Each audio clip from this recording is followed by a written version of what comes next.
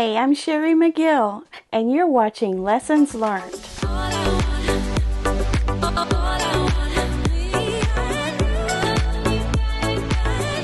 Welcome back to Lessons Learned, and today I'm going to show you how to make this adorable tulip block. It's small, it's 4x7. I have a 4x8 ruler here, and you can see that it's tiny. But sometimes we need tiny blocks for our projects, whether it be a motif on a table runner, or something on a bag, something on the border of a bigger quilt, or a baby quilt. This would be a perfect size for a baby quilt. This block is designed by Ernest Sewell, who is one of our subscribers here on the channel, and he frequently shares his wonderful projects on the Finish It Friday episodes each week. So he designed this block, and I'm going to go through it with you step by step. And in the description box, if you would like to pause the video and print out a copy of this pattern, he is sharing it with us free of charge. So I'm going to just follow the pattern just like it would be if you printed it out here on my iPad. That's just kind of the way I like to do it. And he's called it Tiptoe Tulips. So let's get right into it and see how this goes together. First of all, he says that any scraps, pre-cuts, or yardage will work. All seams are pressed to the dark side unless otherwise noted, and all seams are 1/4 inch with a stitch length of 1.8 to 2.2. And we recommend starching the fabric before assembling. Of course, that's optional if that's what you like to do. It would probably be easier to work with, not as messy with these tiny pieces if you did do that ahead of time. It says for each tulip blocks you will need 4 print squares. I have those here, and that's for the actual petals of the block, and those will be 2 1/4 inch each. So you want to get 4 that kind of go together, and then also 4 background squares that are 1 1/2 inches each, and this will be the snowballs that you'll be making on these edges of these. And then also 4 print squares of 2 1/4 for the leaves, and 4 background squares at 2 1/4 also for the leaf section. And then there will be a rectangle 3 1/2 by 1 for the stem. Okay, so you want your backgrounds to be the same even though you're assembling this in 2 sections.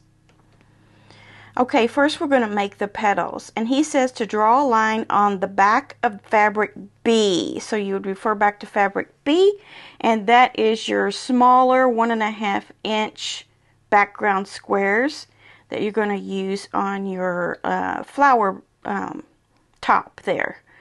So you can do that, and then you will be actually sewing on that line. In my particular case, I have seam tape, so I'm just going to follow the red line. And what we're going to do is set these on our blocks. Doesn't matter which corner. And so from here to here. So if you're familiar with the regular snowball block construction, this is the same thing. And you can actually chain piece these since we have them all ready to go here.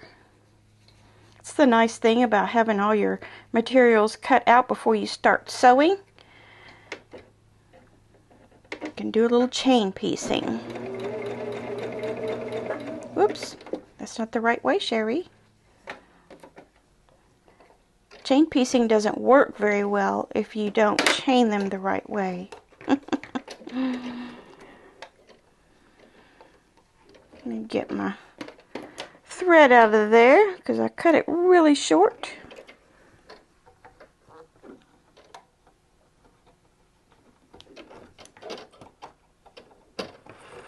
Okay, here we go. I'm watching my red line on my tape here. Or you are following your drawn line. One more. Going from the middle side of the block to this corner, not the corner of the block. You can also use a little dot of fabric glue over here on this side if you'd rather. I notice more and more people using that. I don't know what it ends up doing to your machine long term, but it does look like a nice way to keep things together while you're sewing. So I'm going to cut these apart.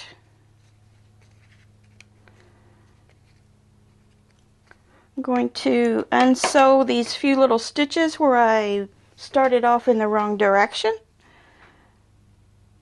No project is complete without a little seam ripping.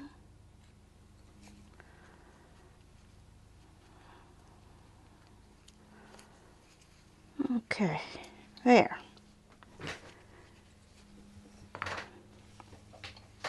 All right. Trim the waist. So you can do this with your rotary cutter. Just stay a quarter of an inch away, and don't cut this side, cut this side. So I like to do this with my scissors. It's not imperative that it's exactly straight and a quarter inch, but if you like that, then use your rotary cutter and your ruler.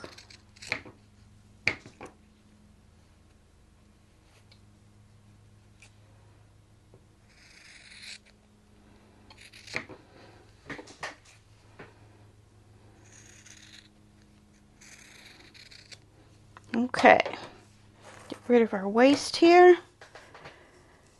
And he said to press to the dark side. The dark side in this case will be your print fabric. So see, I have kind of a lighter one here, but this would be considered my dark side. So I'm going to go ahead and do that. Got my wool mat here, and I got my little craft iron on the hottest setting with no steam. Pressing to the dark side. And one more.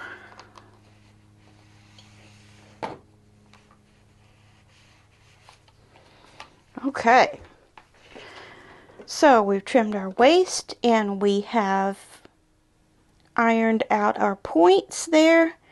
And it says to put two of the petal tops where the white background is in the center.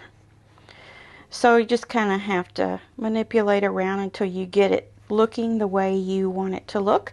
And the bottom is with the background to the outside. So it would be like this.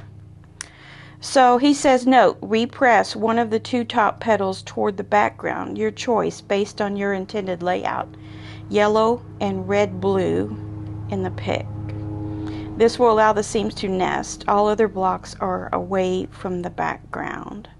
So it says to make a 4 patch, so two of the pieces together on the left here, the yellow and pink, and on the white, with the white corners on the opposite ends, and then sew the other two in a mirrored fashion. Press to either side makes one 4 patch. So it's pretty easy to see there with the illustration. If the wording is confusing to you for some reason, sometimes there's just not a perfect way to say something on a pattern. But that's why we have illustrations. So you can see that I've got my backgrounds on the inside on the top and on the outside on the bottom. And I think I'm going to sew mine like this.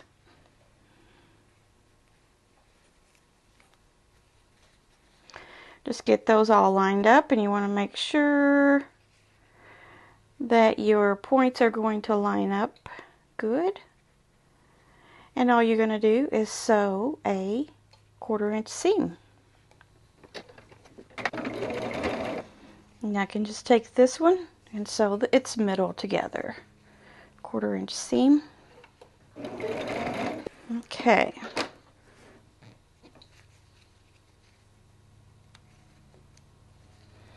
cut off all of our tails, and we will open these seams to iron them.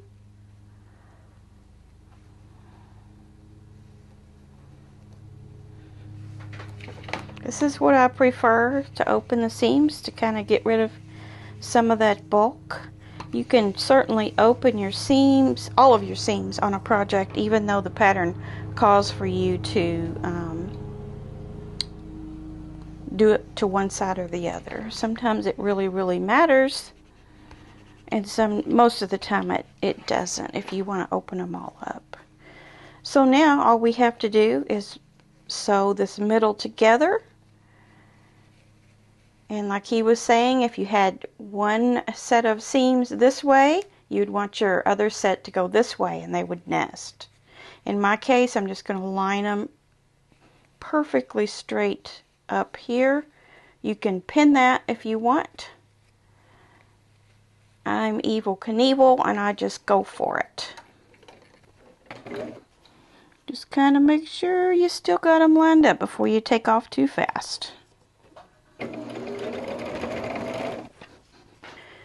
Trim our threads, and now we can press, there we go. Now we can press this open. And I believe that's what he suggests doing after that. Yes.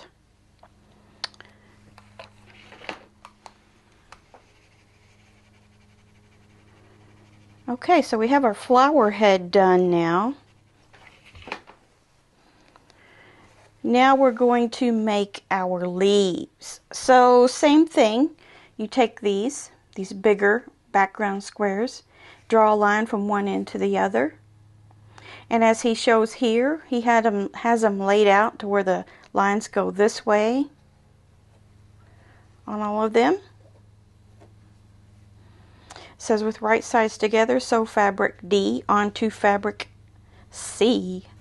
So that is going to be right sides together.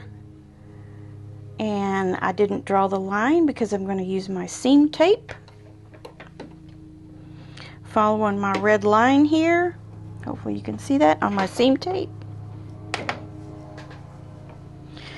From one end to the other. And then I'm going to continue to do that. And it is important to do two this way and two this way. You can't just do them all same direction.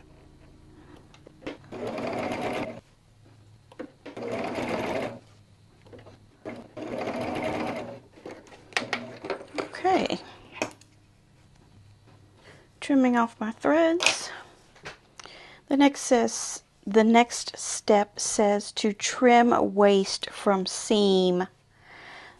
A 1/4 inch from seam. Trim waist 1/4 inch from seam. So here I have my blocks going this way and this way with the seams. Okay, so we're going to want to trim those off on the appropriate sides. So let's see here.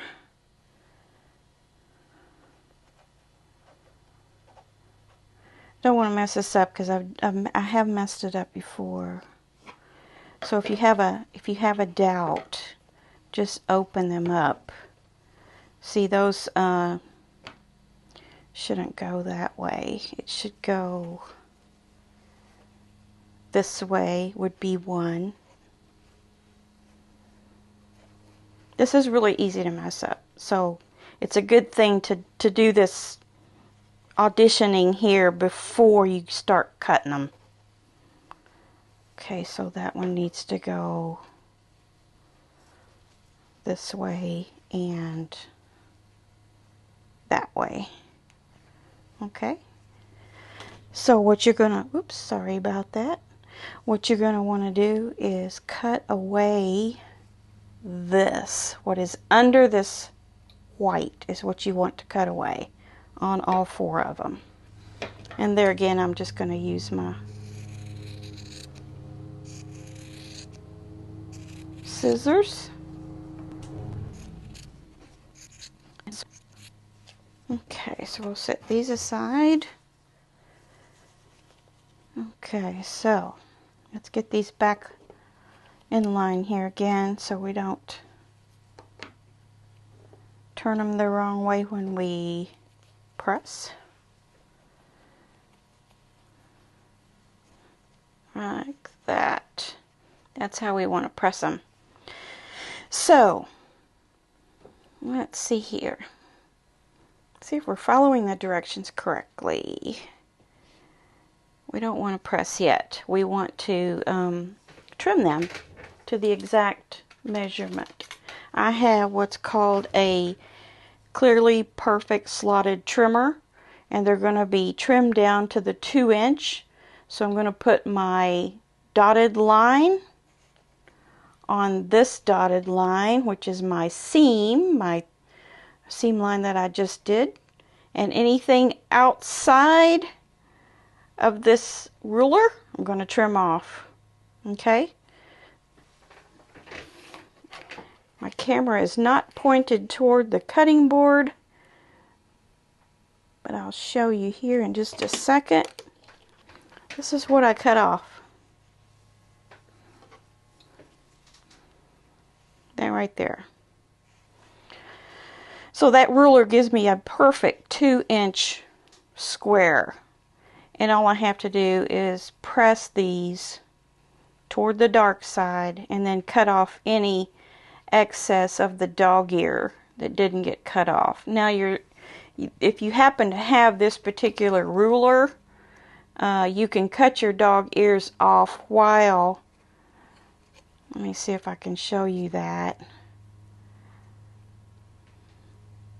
There's a little slot here. That's why this is called a slotted trimmer. You can stick your Olfa cutter right in there and go on and cut those off. I learned early on you have to be very precise with getting inside there, or you will end up cutting your ruler and dulling your blade. So I just choose to cut those off after I iron. I'll show you. See what I have left? I'm just going to take my scissors and cut that.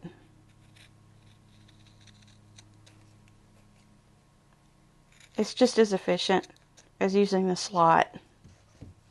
Okay, so I'm going to do 3 more of those.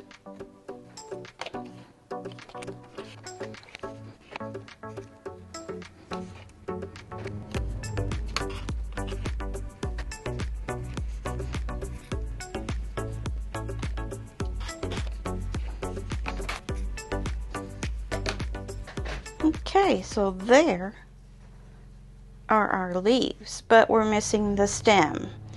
So we've done all of our cutting and trimming here, and he has illustrations on that. He says you can also use a, here's some of the other names, strip tube ruler or block lock.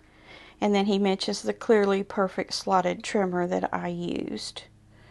So we've got those pressed and ready to go. It says lay out the 4 leaf half square triangles together as shown in the picture. Like that.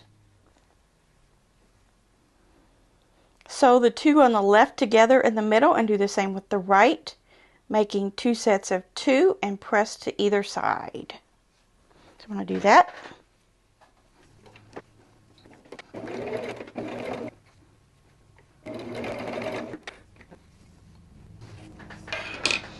Press to either side, he says. Now it looks funny, but we need this 1/4-inch seam allowance here to put it all together with. So I'm just going to press mine open because that's how I roll. And then this one, same thing. Okay, so now we're going to take our stem, make sure we have our leaves going up like this, and we're going to sew 1/4-inch seam here, press that open, and do the same thing on this side.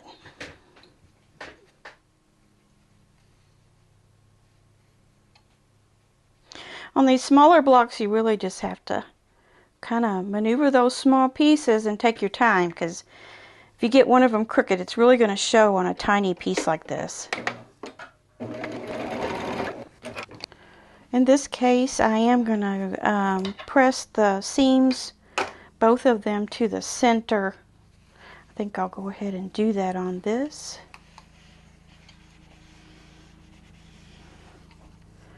So now I'm going to put this on, and I'll also press it to the center, to the stem. So here you want to make sure you get your, even though there's no seam here, you want to make sure they're pretty lined up. You don't want them to be jagged. One way I can tell is my seam is here and then up here on the other piece. So if I can keep that from sliding, it'll stay in the right place. Little details like that can make your project look much finer.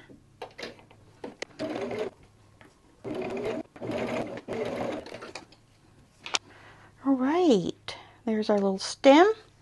I'm going to go ahead and press my other side to the stem, to the center.